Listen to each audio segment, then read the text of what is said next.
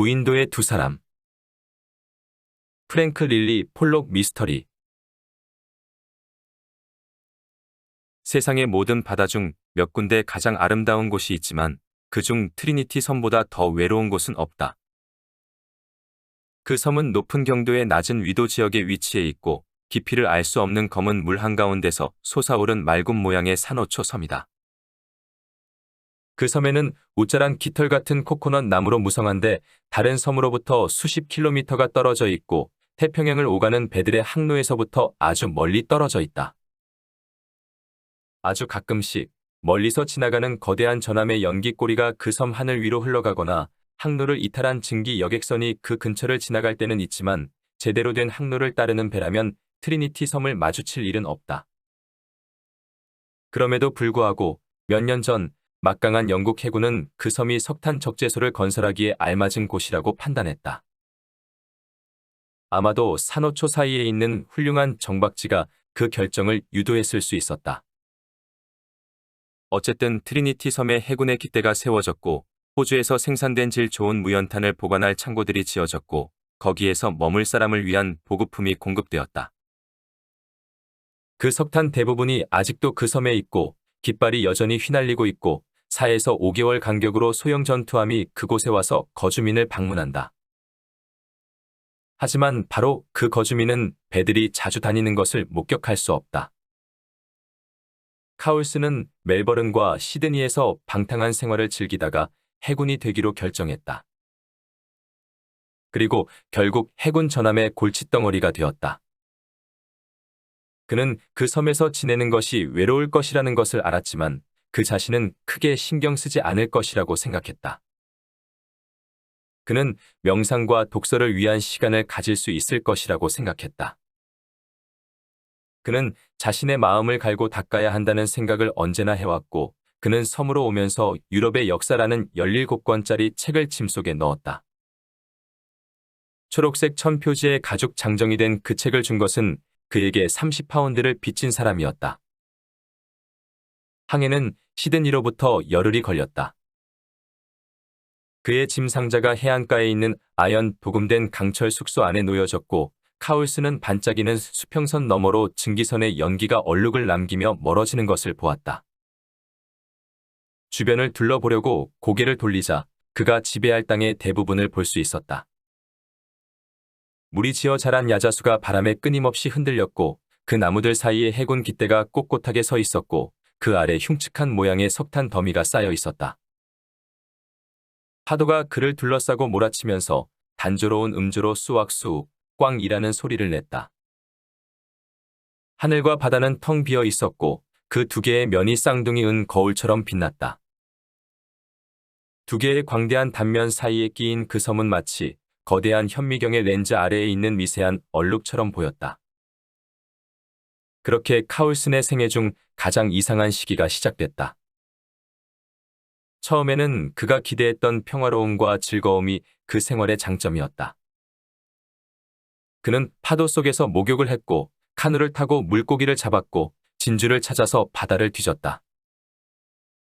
그리고 유럽의 역사를 5권 중반부까지 읽었으며 다시 그 책을 읽고 싶은 생각이 들 경우를 대비해서 읽은 쪽에 표시를 해놨다. 하지만 그 섬의 환경은 어려운 책을 읽기에는 우호적인 환경이 아니었다. 그런데 그는 유커나 세븐업 같은 혼자서 하는 카드 게임으로부터 가벼운 즐거움을 이끌어낼 수 있다는 사실을 발견했다.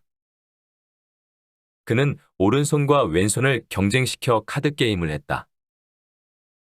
그는 같은 방식으로 체커 게임을 즐겼고 체스를 시도했다가 포기했다.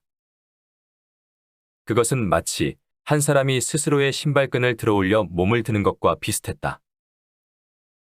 이런 생활이 영원히 지속될 수 없다는 것은 예견된 결론이었다. 사람들 말로 성자이거나 멍청이만이 고독을 즐길 수 있다고 했고 카울스는 그 둘 중 어느 것도 아니었다. 그가 섬에서 지낸 지 한 달이 지나자 마치 맑은 하늘에서 내리치는 번개처럼 끔찍한 고독감이 갑자기 그에게 덮쳐왔다. 그의 마음속으로 시드니의 시끄러운 거리와 극장, 카페, 모든 모퉁이마다 친구를 만날 수 있었던 골목 술집의 풍경이 생생한 그림처럼 흘러갔다. 그리고 너무나도 평온한 바다 위 구름조차 없는 거대한 원형의 하늘을 올려다보면 그 장소에 대한 메스꺼운 공포가 그에게 몰아닥쳤다. 하늘과 바다에 대한 압도적인 공포, 그리고 아름다우면서도 완벽하게 비인간적인 모든 것들에 대한 공포가 그에게 몰려왔고 그는 몸을 떨면서 작은 방깔로 속으로 기어 들어갔다. 그의 얼굴 위로 땀이 흘러내렸다. 얼마나 긴 시간이었는지 알 수 없었지만 상당한 시간 동안 카울스는 거의 먹지도 않았고 잠자지도 않았다. 그는 거친 발걸음으로 해변을 걸었고 먼 바다까지 노를 저어 나갔다. 그렇게 해서 피곤 속에서 잠시나마 평안함을 얻어보려고 노력했지만 얻은 것은 없었다. 하루 종일 거대한 푸른 동그라미들이 눈도 깜빡이지 않고 그를 노려보았고 그것은 비웃음처럼 느껴졌다. 그는 그 동그라미들이 싫었다. 한밤에는 그 푸른 동그라미들이 더욱 어두워진 세계의 그림자로 변해서 하얗게 불타오르는 별들과 함께 불타올랐다. 그리고 그는 그것들을 혐오했다. 그리고 밤이든 낮이든 무자비하게 울리는 물결의 파동이 그의 머릿속에서 흔들리는 추처럼 박동했다. 그가 그 소리를 듣지 않는 것은 불가능했다. 그것은 고독의 목소리였다. 어떤 경우 그는 더 이상 견딜 수 없는 듯 느꼈고 그는 몸을 바닥으로 던지고 분노와 고독 속에서 흐느끼고 저주했다. 하지만 이러한 고통의 시간이 서서히 사라졌다. 그의 신경은 이제 둔감해졌고 카울스는 예전의 평정심 일부를 되찾을 수 있었다. 하지만 그것은 예전과 완전히 같지는 않았다. 거의 마약과도 같은 최초 며칠 동안의 평화는 사라졌고 그는 자신이 어두움 우울함 속으로 가라앉고 있다고 느꼈다. 낯선 두려움과 함께 그는 자신의 주변 모든 곳에 존재하는 압력들을 그토록 생생하게 느껴본 적이 없었다. 야자수를 스치는 바람은 위협적인 또는 경고하는 말들을 중얼거렸다. 하늘과 바다는 위협으로 가득 차 있었고 그는 하루하루가 순환하는 것을 의심스럽게 바라보았다. 그는 어떤 종류의 비참한 사건들이 막 일어나려고 한다는 것을 확신했다. 그리고 그 자신을 이런 산호초 위로 내쫓은 다른 인간들에 대한 서운함과 냉소가 그의 가슴을 가득 채웠다. 그 산호초의 섬은 보이지 않는 힘들의 장난감이었다. 이러한 불안함 속 불길한 예감의 시기가 몇 주 동안 지속되었지만 아무 일도 일어나지 않았다. 때때로 긴장감을 이완하기 위해서 그는 카드게임을 다시 시작했고 그의 오른손과 왼손이 경쟁하도록 했다. 그리고 바로 이러한 즐거움을 통해서 그는 굉장한 회복을 경험할 수 있었다. 그런 카드게임들은 상당히 자기 반성적이었고 그는 언제나 스스로를 왼손과 동일시했다. 그가 오른손으로 다루는 카드를 그는 상대방이 다루는 것들이라고 생각했고 그리고 가끔씩 스스로를 이기는 게임 속에 규칙성이 존재한다는 사실에 의해서 충격을 받지 않을 수 없었다. 그는 체커 역시 시도했고 그것 역시 같은 결과를 보여줬다. 행운과 솜씨가 그 자신의 것보다 대단했고 그 자신의 대항에서 카드를 내놓고 말을 움직이는 것을 지시하는 상대방은 너무나도 뛰어난 듯 느껴졌다. 서서히 카울스는 그가 트리니티 섬 안에 혼자 있는 것이 아니라는 것을 깨닫기 시작했다. 카드게임을 하는 탁자 맞은편에 앉아있는 상대방이 누구인지 그로서는 짐작조차 할 수 없었다. 하지만 그는 자신 주변에 뭔가 초자연적인 존재가 없다는 것을 명확하게 이해하고 있었다. 그것은 그 자신과 비슷한 사람이었다.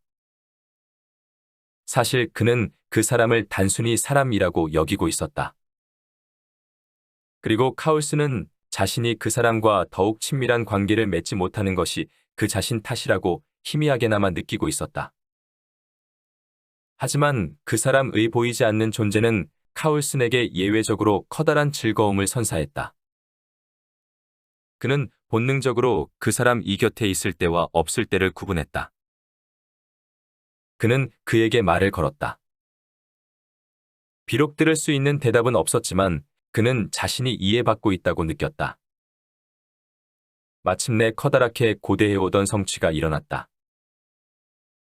그가 그를 볼 수 있게 된 것이었다. 그 사람이 어떤 모습이었는지 카울스는 제대로 말로 표현할 수 없었다. 왜냐하면 카울스는 그 사람의 외모나 옷에 큰 관심을 보이지 않았기 때문이었다.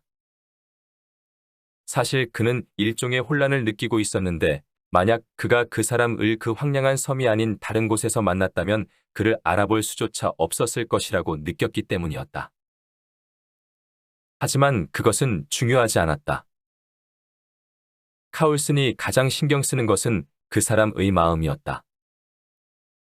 그리고 그토록 뛰어난 두뇌와 상대하고 있다는 점에서 그는 모든 게임에서 패배한다고 해도 더 이상 의아함을 품지 않았다.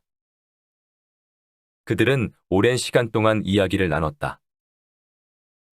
아니, 사실 그 낯선 사람 이주로 말을 했고 카울슨은 점점 더 강한 경외감을 느끼면서 그의 말을 들었다. 그 사람은 압도적인 지적인 능력과 의지력을 보여주었다. 그리고 그는 이 새로운 거주민의 과거에 대해서 아는 것이 없었지만 새로운 친구의 마음속에 세상에 대한 냉소가 존재하고 그 냉소가 자신의 것과 유사하다는 것을 알아차렸다. 그리고 끔찍한 사유의 날이 끝날 무렵이면 잔인한 피해의 복수가 존재할 것임을 예측할 수 있었다. 그 사람은 불의함에 처했을 때 순종적으로 가만히 앉아있는 사람이 아니었다. 보급을 위한 전투함이 도착했고 그 배의 선장은 카울슨이 많은 말을 피하고는 있지만 건강하고 상당히 쾌활하다는 것을 깨닫고 놀랐다. 그 배가 정박지에 잠시 머무는 기간 동안 그 사람은 사라졌다. 카울슨은 그가 현재처럼 보이지 않는 상태를 선호한다는 것을 매우 쉽게 이해했다. 그리고 그는 그 문제에 있어서 전투함의 선원들에게 아무 말도 하지 않았다. 그 증기 전투함은 다시 세상으로 돌아갔다. 그리고 그 사람이 숨어 있던 곳에서 돌아왔다. 그리고 그 이후 이 두 명의 갇힌 사람들 사이의 관계는 더욱 은밀해졌다. 낯선 사람은 카울슨이 속해 있던 세상의 모든 영역에 나타났다. 그리고 그는 카울슨이 알고자 하는 모든 것들을 명확히 알고 있는 듯 보였다. 신기한 것은 그 정보에 대한 소통 방식이었다. 카울슨은 새로운 정보를 알게 될 때마다 그 스스로가 예전에 그것을 배웠지만 나중에 잊었던 것을 다시 배운 것처럼 느꼈다. 하지만 그들의 대화는 언제나 한 가지 주제로 회귀했다. 두 사람이 견디고 있는 부당한 고통, 그리고 일종의 복수에 대한 생각이 그 주제였다. 순차적으로 그는 자신의 동료의 과거를 알게 되었다. 그 자신과 유사하게 그 사람은 남반구의 바다에서 불운함을 견뎌왔다. 그는 강력한 힘을 가진 원수들의 음모와 조직에 의해서 박해받아왔다. 그는 납치되어서 감옥에 갇혔고 마침내 탈출했다. 그리고 태평양의 가장 황량한 지역으로 도망쳤고 세상으로 의기양양하게 돌아가기 위한 자신의 계획을 성숙시키는 중이었다. 분노의 마음으로 그러한 이야기를 다시 생각하던 카울슨은 그 이야기가 자신의 경험과 매우 유사하다는 것을 깨달았다. 그 역시 그 자신이 기억하는 바에 따르면 평생 동안 부당한 박해를 받았다. 그 역시 트리니티 섬에 갇혀 있었고 그것이 자신의 의지가 아니라는 것은 확실했다. 그 역시 모든 종류의 부당함으로 인해서 고통받았다. 그는 세상에서 가장 거대한 채권자였고 그가 생각을 거듭할수록 그의 냉소와 고통은 조용하지만 거칠게 불타오르는 분노의 열기로 자라났다. 그리고 한 인생이 바람하지 않는 모든 것들로부터 그를 단절시키고 망망대해의 속 유령 같은 바위 위로 그를 내던진 거대한 힘에 대한 분노가 그의 마음속에서 들끓었다. 두 사람은 이런 일들에 대해서 토의했고 계속해서 행동 계획에 대해서 이야기했다. 카울슨의 성격에 걸맞는 계획은 런던이나 시드니로 다시 돌아가서 다이너마이트로 모든 거리를 산산조각 내거나 도시의 모든 물의 독약을 풀어넣는 것이었다. 하지만 그 모든 곳은 너무 멀리 있었다. 그래서 바깥 세상은 너무 고요했고 태평양 한가운데 있는 섬이 탁탁거리고 씩씩거리며 불을 붙인 폭탄처럼 복수심으로 불타고 있다는 것을 알지 못했다. 그러던 중 이상한 소동이 일어났다. 서쪽 바다 너머로 멀리서 울려 퍼지는 천둥소리 같은 시끄러운 소리가 퍼지며 얼룩 하나 없는 수평선을 뒤흔들었다. 그것은 하늘을 배경으로 사격 연습을 하고 있는 호주 해군의 전함으로 구성된 작은 함대였다. 그리고 잠시 후 희미한 연기 한 줄기가 피어올랐다. 마치 멀리서 해전이 벌어지는 듯한 광경이었다. 카울스는 그 소음을 들었고 그 소리들을 혐오했다. 보이지 않는 시야 너머로 적군이 있었고 그것은 잔혹한 장갑을 두른 강력한 배들이었다. 카울슨으로서는 그것들이 모두 태평양 바닥에 갈아있는 것을 보게 된다면 아주 기쁠 것이었다. 하루 종일 단속적으로 소음이 울려 퍼졌다. 그리고 밤이 되자 마치 북극의 오로라처럼 탐색등이 하늘의 단면을 환하게 비추는 것이 보였다. 그리고 이른 아침, 남쪽 바닥로부터 함대가 남긴 것 같은 아주 긴 연기 줄기가 올라왔다. 그 지역은 오클랜드로 향하는 해로가 있는 곳이었다. 이러한 소동이 카울슨의 조용하면서도 기이한 생활을 방해했다. 하지만 기이한 우연으로 그 소동은 그에게 좋은 것으로 변했다. 그 다음 날 그는 물고기를 잡으러 카누를 타고 바다로 나아갔고 평소보다 먼 바다로 향했다. 그는 파도에 따라서 흔들리고 있는 붉은 빛의 물체 하나를 발견했다. 그것은 마치 바다 뱀처럼 보였고 그는 그것을 향해서 노를 저었다. 가까이 가서 그것을 확인한 순간 그는 그것이 무엇인지 단번에 알아차렸다. 그것은 화이트헤드사의 어뢰였다. 그 전날 사격 연습을 하던 전함에서 떨어진 어뢰가 분명했다. 실전용 폭격이 장착되지 않았고 추진 연료가 모두 소진된 후 길을 잃고 무기력하게 바다 위를 떠도는 어뢰였다. 폭격이 없는 상태였기에 그 어뢰는 통나무만큼이나 위협적이지 않았다.